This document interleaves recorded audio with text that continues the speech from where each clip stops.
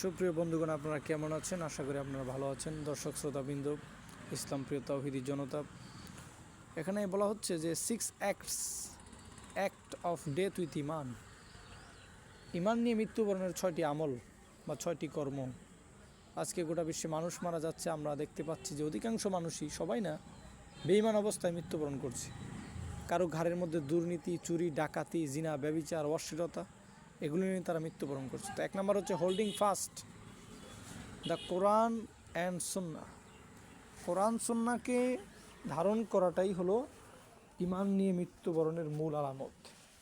আপনি যদি ইমান নিয়ে মরতে চান, তাহলে আপনাকে অবশ্যই কোরআন হাদিস ধরতে হবে, কোরআনের কথা মানতে হবে। আপনার কোন বাবা কি বলল, কোন পীর কি বলল, আপনার কোন টিচার কি বলল, ওইটা দেখার সময় নাই। হ্যাঁ, ওনার কথাটা দেখবেন, সেটা তিনি যদি কোরআন থেকে বলেন তাহলে সেটা দেখতে হবে। আজকে আমরা দলিল দিই যে আমার বাবা এটা বলে দিয়েছে, আমি জানি না, আপনাকে পড়তে হবে।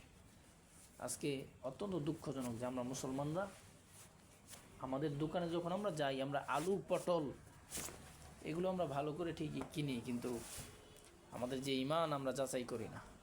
ইমানের মধ্যে আজকে শিরিক ঢুকে গেছে। শিরিক করলে তো চিরস্থায়ী জাহান্নামে যেতে হবে। ইমানের মধ্যে বেদাত ঢুকে গেছে, যে আমল রাসূল করেন নাই, এটা আমরা যুক্তি দেখাই যে করলে সমস্যাটা কি। আল্লাহ নবী বলে যে এটা করো না, আর আমরা বলতেছি যে কি করলে সমস্যাটা কি। এই সমস্যাটা তো আজকে হচ্ছে। 1 নম্বর হচ্ছে কোরআন হাদিসকে আপনার ধরতে হবে। 2 নম্বর ডুইং গুড ডিডস, ভালো কাজ করতে হবে।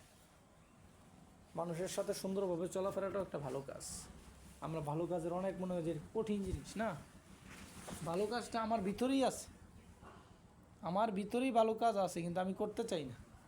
মানুষের সাথে হাসি মুখে কথা বলা, এটা ভালো।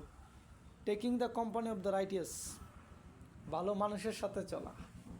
নেশাখোর, গাঁজাখোর, নষ্ট ভ্রষ্ট চরিত্রহীন ছাত্রলীগ, গুন্ডালীগ, যুবলীগ, এগুলো তো অমানুষ। এগুলোর প্রতি কি ইমান আছে? তো এগুলোর সাথে চলাফেরা করবেন কেন? রাজনীতি করবেন, হ্যাঁ রাজনীতি করেন আপনারা, রাজনীতিবিদের বিকল্প রাজনীতিবিদরাই, কিন্তু রাজনীতিবিদদেরকেও ভালো মানুষ হতে হবে। তারা দেশ পরিচালনা করছেন, তারা কেন ভালো মানুষ হবেন না?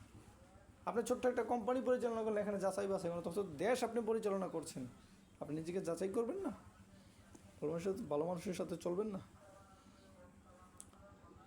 কোরআন তেলাওয়াত করতে হবে। এরপর আমরা দেখলাম যে কি এখানে বলা হচ্ছে, ইউজিং দ্য মেসওয়াক ব্যবহার করবেন। আজকে যে ব্রাশ ব্যবহার করছি আমাদের দেহের জন্য অত্যন্ত ক্ষতি, দাঁতের জন্য ক্ষতি, এজন্য ডেন্টালে যেতে হচ্ছে। মেসওয়াক ব্যবহার করবেন।